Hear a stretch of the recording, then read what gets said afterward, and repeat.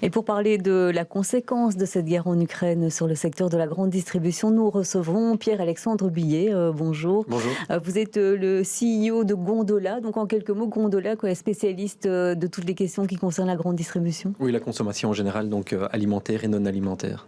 Alors les mesures qui sont prises comme cette chaîne Colruyt qui est de décider de limiter la possibilité d'acheter de l'huile ou des farines, ce sont des bonnes mesures préventives selon vous? Je pense qu'aujourd'hui, on vit quand même dans un contexte anxiogène et que chaque décision qui est prise peut être interprétée par le consommateur comme incitant encore à des mesures, des manières d'acheter presque dramatiques ou drastiques. Et c'est effectivement à un certain moment la décision d'un distributeur lui-même d'intervenir ou pas intervenir. Mais c'est vrai qu'aujourd'hui, il y a quand même un malaise dans le secteur alimentaire vu le nombre de fluctuations qui existent, même s'il faut quand même le rappeler, la Belgique est quand même beaucoup moins touchée que d'autres pays comme l'Égypte ou le Yémen qui eux sont beaucoup plus dépendants des matières premières directement importées de cette région d'Ukraine et de Russie. Alors à court et à moyen terme, à quoi doit-on s'attendre dans les rayons de supermarché? D'abord au niveau des prix, est-ce que ça va grimper en flèche? Alors effectivement, c'est une très très bonne question. Donc je pense que en ce qui me concerne, on n'est pas en crise. Une crise, c'est vraiment quelque chose qui est limité dans le temps, comme une crise de froid par exemple, où ça peut être ça peut être grave aussi, une crise comme une crise cardiaque. Mais aujourd'hui, on n'est pas dans une crise, on est dans un malaise. Donc ça veut dire que ça ne sert à rien à ce que le consommateur se rue dans les rayons de magasins, parce qu'on est dans un malaise qui préexistait même à la crise Covid. Repensez aux gilets jaunes, tout ça touchait le pouvoir d'achat. Il y a eu la crise Covid, il y a maintenant toute la situation géopolitique, mais il y aura encore la transition au niveau de la durabilité, la biodiversité climatique. Et donc on est vraiment dans un changement. Donc acheter 10 ou 5 paquets de pâtes en plus ne va rien changer à ça. On va vraiment devoir changer notre manière de consommer, de produire et de vivre tout simplement aujourd'hui. Donc c'est pas quelque chose qui peut être réglé avec 5 paquets de pâtes en plus ou en moins dans votre cave.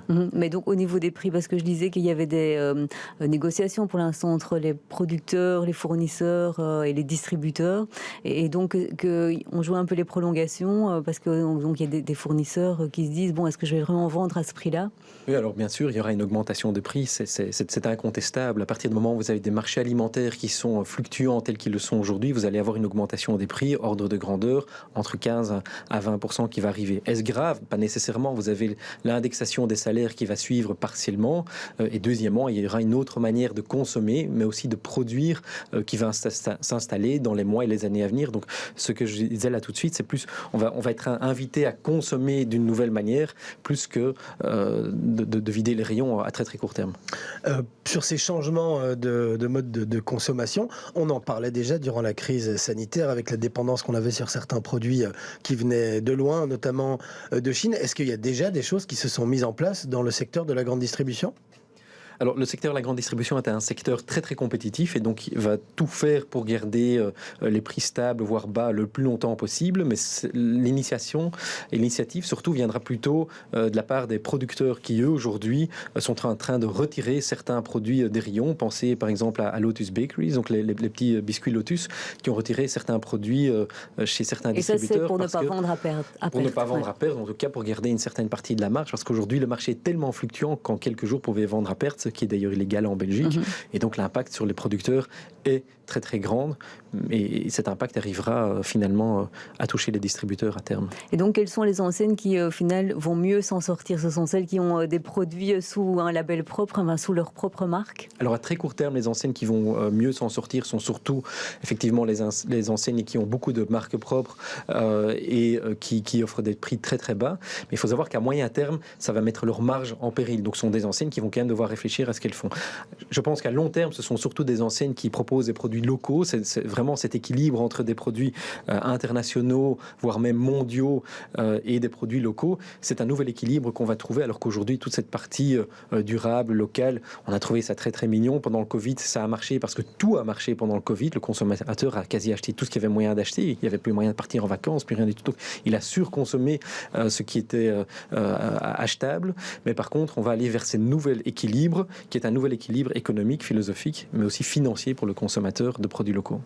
Et alors, encore une chose, il y a une crainte davantage aussi pour les franchisés au niveau des magasins, plus que pour ceux qui font partie des grandes chaînes, Oui. parce que déjà au niveau de l'énergie, ça coûte extrêmement cher aussi de maintenir un magasin. Oui, tout à fait. Donc, les coûts de l'énergie, donc c'est pas uniquement les coûts de l'alimentation, mais les coûts de l'énergie, les coûts de la gestion d'un magasin dans sa totalité est en train de changer avec une pression accrue sur les gérants de magasins, essentiellement indépendants et franchisés, qui eux aussi vont devoir retrouver un nouveau modèle et donc à terme devoir adapter leur prix pour rester compétitif et rentable dans le marché. Et donc une crainte de fermeture de magasins?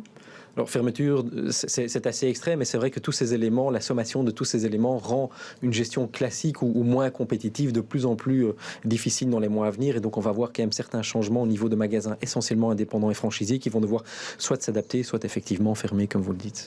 Ok, bien merci beaucoup d'être venu avec votre expertise, Pierre-Alexandre Billier.